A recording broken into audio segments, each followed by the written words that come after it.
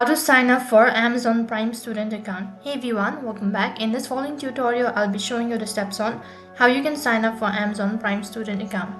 In order to sign up for student account, what you need to do is, first of all, you need to open up a web browser. Use any web browser, whichever is convenient for you. After that, on the web address bar, type in the link, that is www.amazon.com/amazon-student. You can also find the link on my description box below. After you type in the link, you'll be directed to its official page, and this is how the interface is going to look like. So there is no difference between creating account on Amazon Prime or Amazon Prime student account. So the only difference will be that you need to provide some additional information regarding a student.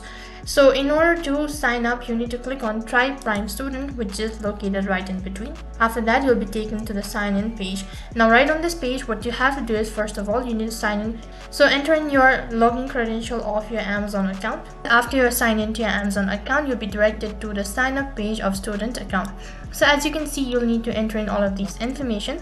As you can see, you'll need to enter in your personal detail, your contact info, your payment, and all that. So go through it all, and once you're done entering all of these information, click on the submit button. After that, you'll be notified through an email or an SMS that the account has been successfully created, or you'll be asked to verify it by entering the code.